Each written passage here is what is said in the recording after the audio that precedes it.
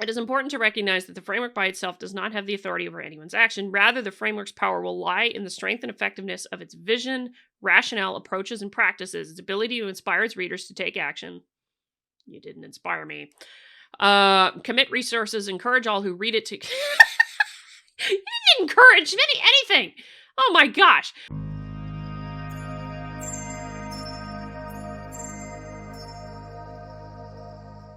This was not on my mind originally to talk about this week, but you might have noticed me tweeting about it, and I was having enough thoughts as I was reading through this that I figured it would be a good thing to talk about. The American Meteorological Society is one of many, certainly not the only one, professional societies of scientists. Specifically, because it's named meteorology, it is weather and water and a lot of climate folks who do consider themselves associated professionally as members of the society. And it's certainly interesting to see some of these things. And part of the reason I focus on this is that, alike to universities, professional societies do have a role in what happens with the next generation of scientists and young professionals and what have you. And so seeing something like this actually made me curious and somewhat concerned. Now, I will say with this in here that this is the American Meteorological Society, and how I wanted to go through this, because I was having a hard time figuring out how to talk about this particular report. The framework for the advancement of inclusion, equity, and justice in the weather, water, and climate enterprise. Now, I can tell you from what I've read through with this is that they are quasi-using this interchangeably, this IEJ acronym, interchangeably with the much more well-known diversity, equity, inclusion. And as I read through this, I had a number of questions that came to mind. And I think what I would like to do with this video is to ask those questions. Do I expect an answer from AMS? No. To be truthful, I don't. Mostly because it's a random YouTube video on the internet, so I don't necessarily expect it, though I perhaps may find a means to ask in other ways. The written authors in here are roughly 24 total. 3 like main authors who put together the entirety of the document and what have you, alongside a framework working group that helped the authors craft everything that's in here. And I do have some serious questions to ask. With that in mind, let me go right into it. And there's certain sections I'm going to focus on over others. It's 36 pages long in total, so I don't want to go through the entirety of this. I obviously don't have the time to do it in a short video. But I think you will get the gist of what I am concerned about. So yeah, this is published by the American Meteorological Society. You can find it online. It is publicly available, of course, and the like there. So... roughly 13,000 members in AMS. Bear that in mind when you're talking about 20 odd people who had a hand in writing this. Now, with that in mind, let's see. Here's a section I want to make a note of because it leads to my first question. Efforts must be comprehensive. Okay, wait a minute. Ethics and justice. Therefore, we hope to advance science and the benefits of science to humanity as effectively as possible. The enterprise must be inclusive, equitable, and just. Efforts must be comprehensive, intensive, informed, and sustained over time in order to effectively increase participation and success of groups underrepresented in communities underserved by the WWC enterprise, which is weather, water, and climate. Solutions will almost certainly depend on broadly distributed efforts championed by individuals, groups, organizations, and entire sectors that adapt as necessary to meet evolving needs. Therefore, making science truly inclusive and beneficial to all people will be an enterprise-wide endeavor. An enterprise-wide cultural change will be needed to confront systems of oppression and enable contributions from all people and organizations of the enterprise. Now, here's the first question. Was there any attempt in writing this framework, considering this framework, to consider alternate points of view, or rather, perhaps put it this way, to consider a diversity of perspectives on the issues in question? And the reason I say this is because that language, confront systems of oppression, is very indicative of a postmodernist worldview, which, if you've been on this channel a long time, you know that I consider is actually very antithetical to science, um, but also central to the ideological worldviews typically associated with critical social justice, which I don't have the book here in front of me, but if you want more on that specific and the philosophies things there, I would go read Cynical Theories by Helen Pluckrose and James Lindsay. It was actually an excellent book that broke down all of that. Or go over to New Discourses. That would be another place to go. But that's kind of what I have to ask here, is because the indicative here, and this is just in the executive summary, mind you, the indicative thing here with this is that this suggests the language that's used, not just here, but generally speaking throughout, the language used throughout and the phrasing suggests that it was prepared and described entirely from that worldview. Why do I have to therefore ask the question, were any alternate perspectives considered? There's 13,000 members to AMS, not just in the US, but also abroad. It is quite likely that a significant portion of that population does not share the perspective that everything is based in systems of oppression, and that's what actually affects people. That comes from a very singular, specific worldview. So, I find it fascinating, because if such is the case, that AMS is trying to be inclusive and make sure, as they say later down in this definition in the executive summary, that the goal is pursuit of creating a society where all are welcome, which another entirely different question is, why is this the job of AMS to do this to begin with? But also, if the goal here is to be inclusive, but you are approaching creating this framework for doing so from a singular perspective, which is what is indicated by some of the language that I've seen here, notably the confronting systems of oppression kind of thing, that is kind of, shall I say, exclusive? I'm trying to remember the exact phrasing, but there's a legal phrase that Justice Scalia used that comes to mind. Late Justice Scalia, I should say, used that comes to mind. Oh shoot, what is it? I think it's inclusio unis est exclusio alterius, which means the exclusion of one. Effectively, it translates into the inclusion of one necessitates the exclusion of others. And that's kind of what I'm saying here, is the inclusion of one worldview in this, and one way of looking at these issues necessitates the exclusion of all others.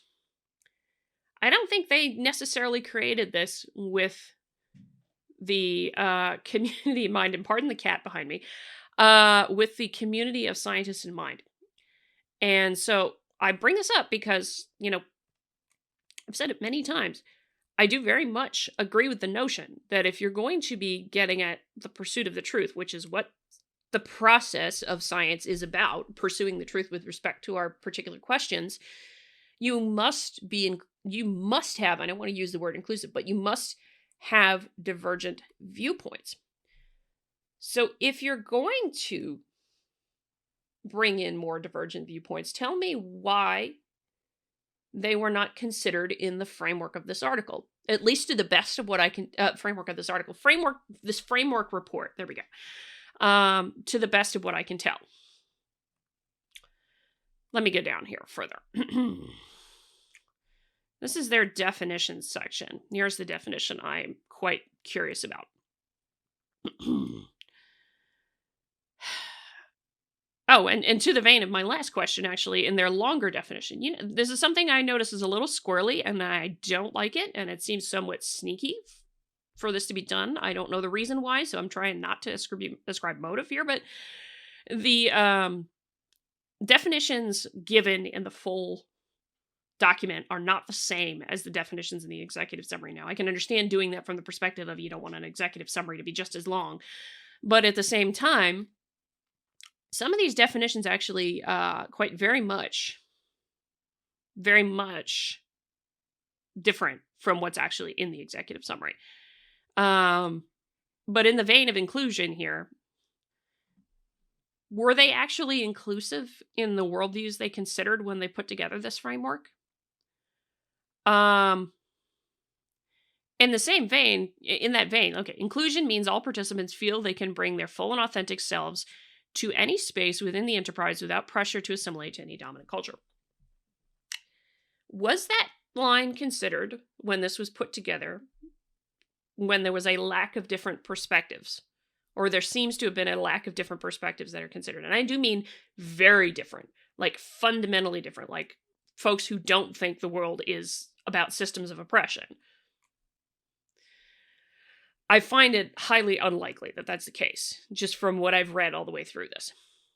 Equity is the one I wanted to get into here. So that's the first question I want to think of, is because it seems, reading this report, that AMS was not inclusive, or to be fair, the authors of this report were not inclusive of diverse perspectives when they put together this framework.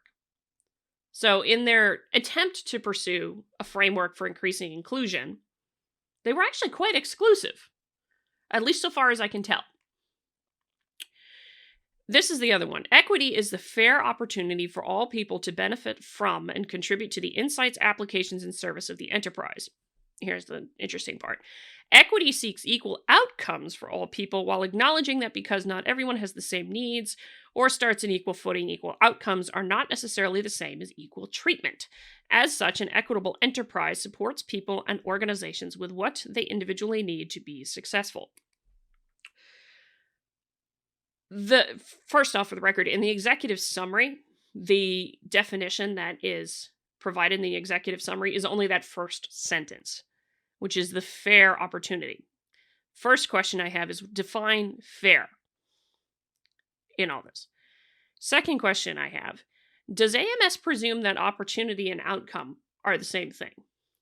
That if one has an opportunity, you will always have success or the same outcome? Or to put it another way, does AMS make, I'm sorry, I shouldn't keep saying AMS, but do the authors make the assumption that if you removed every barrier and gave every person the exact same opportunity, that all of them would have the same outcome? You removed every barrier, you gave them every bit of resources that you could, and they all had the same opportunity. Would you still get the same outcome? Does AMS assume that? And does that not potentially seem like a poor assumption, considering many other things that are different between people in society that have nothing to do with systemic barriers as they consider it here, or such things as systemic discrimination as they consider it here?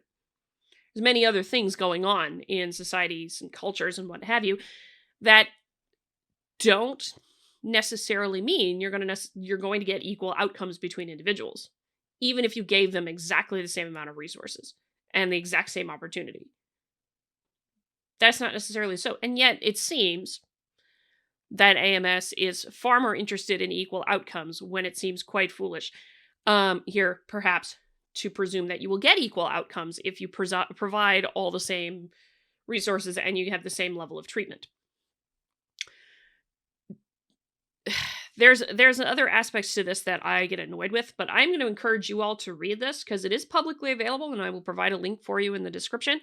But it's somewhat concerning to see this, because at least historically, when equal outcomes has been tried, it doesn't seem to end well in the history books with other places where it's been tried. And I would note, actually, when I've been reading, when I read through to the references of this, there's a critically big lack of references or citations that anything that they are talking about here would necessarily work. I don't see a whole lot of logic proofs to go with it either. But that was my other question. So down here, they provide a note on what definitions of success would look like. Now, I do have to give the authors credit with this. I appreciate that they gave definitions of success here, and the reason I appreciate it is because it is not often in such things that people try to even provide what that might look like. So I would notice, though, that it is, shall we say, woefully not specific, which is unhelpful for actually saying whether or not you've been successful. But there are some things I want to make a point about and questions I have to ask. So, framework for success. They have 4 different things here. They have 3 different things here. I'm sorry. Welcoming environment, culture change, and WWC science and services that benefit all of society. In the first part, the welcoming environment. Note: all people have have access, a sense of connection, and feel there is a place for them within the enterprise. People feel welcomed, appreciated, and well served by the enterprise, whether they are part of our workforce or among those who we serve. We are powerful allies of underrepresented groups and underserved peoples. There is representation throughout all levels of the enterprise that reflects the demographic makeup of the nation. Any discrepancy with demographic makeup is cause for examination, reflection, and, when illustrative of a problem with inclusion, active development and implementation of solutions. We have a reputation of success for IEJ internally and externally. People of all backgrounds and identities are thriving so obviously and compellingly in our community that people of all groups are eager to join us. Back to the original question. If the focus on these things comes from one specific worldview, and the authors would like to see that one singular worldview pushed, how can you be sure then that you will get people to feel welcome who do not share your worldview, who have a diversity of perspectives and in fact may have fundamental disagreements with you with regard to some of the things in here? Because personally, I don't think much of the allyship notion as much as I would rather be friends with a person than look at myself as an ally to an underrepresented group. And that's one of the things I see as strange with this, is that in here. The other thing is any discrepancy with the demographic makeup is cause for examination, reflection, and, when illustrative of a problem with inclusion, active development, and implementation. This goes back to my other question. If you remove all these barriers and still remove barriers, provide equal resources, give everybody an equal opportunity, and those demographic differences, for whatever reason, still remain, how will you determine what the problem is? And will you consider, perhaps, that the problem, if you consider it, if you, I'm not going to say it that way, but how will you consider that difference? Let's put it that way, or that discrepancy. There we go. That's the right word here. Discrepancy. How will you consider that discrepancy if you've done all you possibly could to remove barriers, provide resources, give everybody the same opportunities, but yet some discrepancy with regard to demographics still remains? Will that just be considered a thing of inclusion, or is there perhaps something that is something else that's going on? And hence the question about assumptions. Is the authors presuming that if you remove all barriers, give all resources and what have you, you're going to have equal outcomes between everyone? That would seem quite unlikely. And as for people of all backgrounds and identities are thriving, this is actually one of those language things where I'm like, I don't think you considered alternate perspectives, because I don't have identities. I have a singular identity. And it's actually encapsulated in my name, is the way I view it. And I get annoyed when people talk to me about my identities. No, no, no, no. I have a singular identity, and it's my name because I am an individual, and I view other people the same way. That is a fundamental difference in worldview between myself and the authors. Was that considered? Were fundamentally different worldviews considered in the creating of this framework? In other words, was the framework itself, that is discussed herein, developed with diverse perspectives in mind? And fundamentally different diverse perspectives in mind, for that matter. Inclusive or exclusive? I kind of wonder, to be honest. I'm kind of curious with a lot of this. With the culture change section, one of the things I want to focus on here is actually down a little bit more. Their success definition is everyone in the enterprise sees themselves as an active player in advancing IEJ, rather than merely a spectator and someone not impacted by the issues. We enable the understanding of the importance of IEJ and how all of us can promote it. We effectively nurture good behavior and deter bad behavior. There is accountability for those who create hostile, unwelcoming, or abusive environments. There is awareness that prevents unintentional hostility or denigration. Okay. This goes back to the thing about fundamental differences in worldview. You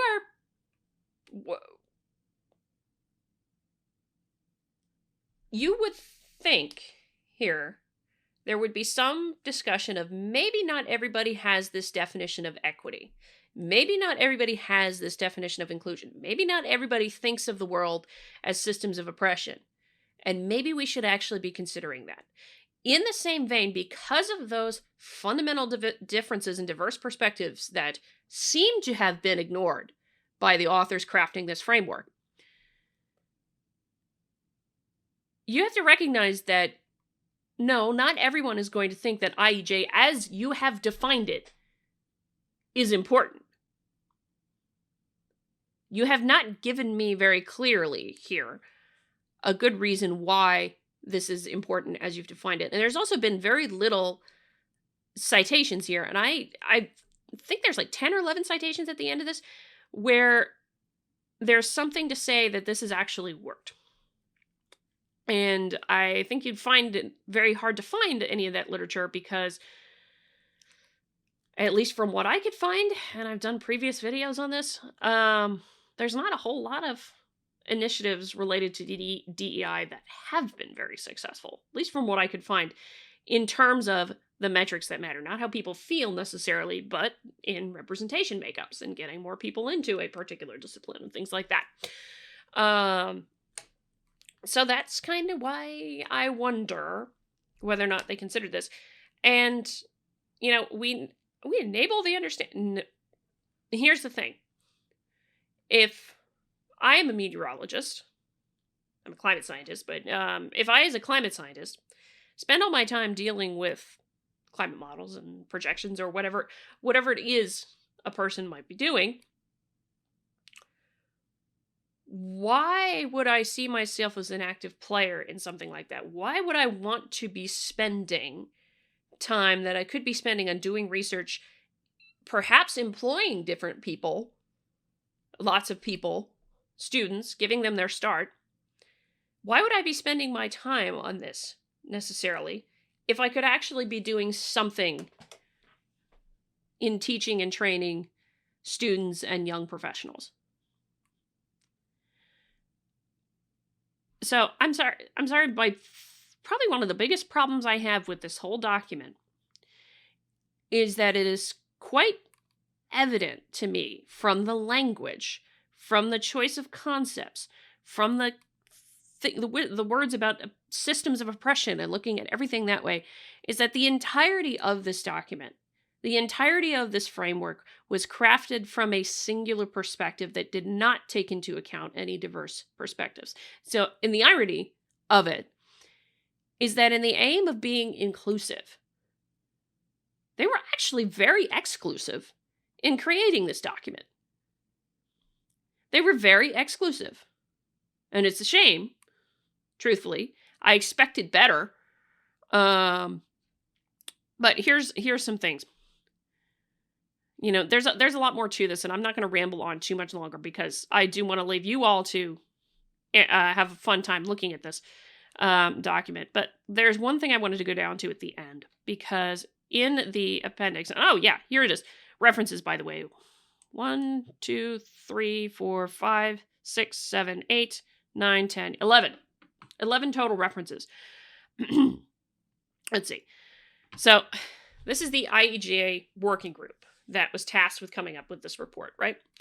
This is a project to develop an inclusion, equity, justice framework for the weather and water, fresh and salt, and climate enterprise.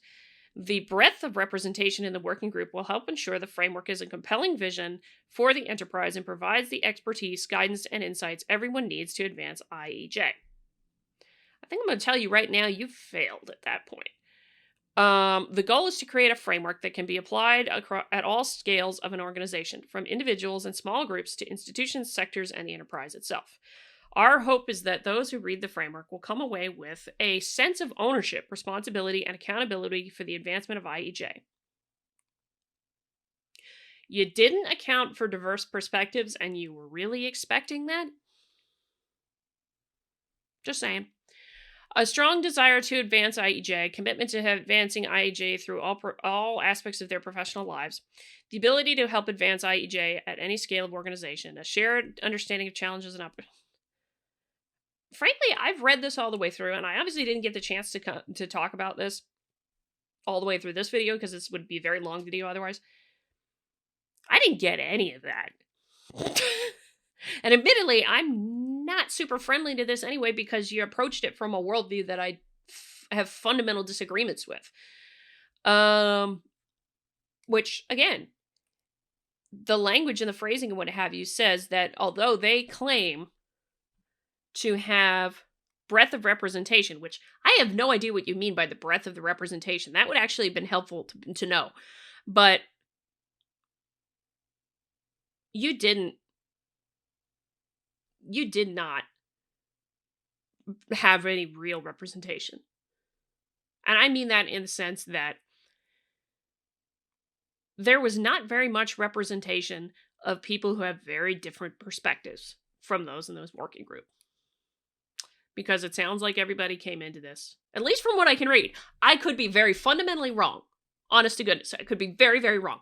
But it sounds like came in with this with everybody from a singular perspective. From a singular perspective and worldview. And it comes from that thing about the systems of oppression and what have you, which again comes from postmodernism and from the philosophical parts of the critical social justice narratives. Again, cynical theories if you want a good breakdown of what all that is.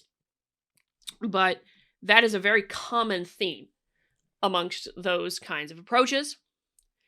And it is certainly not held by a significant portion of the population. The fact of the matter, whether people recognize it or not, is that there's been enough backlash to that in the last few years, because it has caused consternation amongst people who see these things and don't agree and don't like seeing it be forced on them necessarily in some circles. Again, plenty of news stories on that one. I'm not going to belabor the point here. But no, I don't have ownership in it. And I'll tell you why. You didn't consider diverse perspectives when you did this. And because you didn't consider diverse perspectives, I don't even agree with your definitions of those words. I don't even agree with you on what equity is. Let alone do I think whether or not equity is the right thing to shoot for. I don't agree with you on what justice is in this case. I did read the definition for justice, and I'm sorry, when you're talking about reconciliation and all sorts of this other kind of stuff, it's kind of very creepy. It smacks of a lot of very creepy things. I don't necessarily even agree with your definition of inclusion either. Not to mention, I don't know. Well, this is somewhat irrelevant, but the root word of the word inclusion comes from the Latin includere, which actually means to confine or to imprison. Fun thing from the etymology of the word, but some things like this. But The problem with the problem with the folks who created this framework is that you created it with one perspective in mind, with one very narrow view of the world in mind, one worldview, and expecting people who read it to come away with a sense of ownership and responsibility and accountability for the advancement of something where you didn't even take into account that people don't agree with your definitions of those words. Remarkable that you would think that necessarily, that people are all going to agree and have a sense of ownership. The final thing here, it is important to recognize that the framework by itself does not have the authority over anyone's action. Rather, the framework's power will lie in the strength and effectiveness of its vision, rationale, approaches, and practices, its ability to inspire its readers to take action. You didn't inspire me. Commit resources, encourage all who read it to... You didn't encourage anything! Oh my gosh! And effectively integrate their... Oh, good grief. The imperative of the working group is to encourage and enable all who read the framework to do what they can to make weather modern and the broader society in which we are part inclusive, equitable, and just. And then the final thing here is the seal of the American Meteorological Society. Yeah. I'm going to say it again. You didn't succeed. You didn't succeed to the authors here. Because you didn't even include different perspectives when you started making this.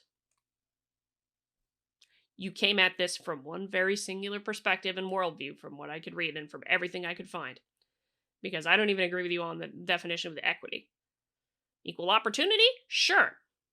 But it's very foolish to assume you're going to get equal outcomes. I think the assumption making that you're going to get equal outcomes if you just give out all the resources everybody needs and, make sure everyone even has the opportunity or what have you is going to be the same thing. I think that's a very inaccurate assumption. And I would encourage you to read Thomas Sowell's book, Discrimination and Disparities, because he rips that apart pretty neatly in that book. Yeah. I don't have anything else to add. A little bit long today, but let me know what you think if you get to go read this, because it's certainly an interesting article from professional society in my field, as it were. Article, framework, report, something? What is it? Anyway, if you like this video, hit the like button on the way out the door, comment on the video, share the video, subscribe to the channel, all that good jazz. And until next time, I'm Adrian. Stay curious.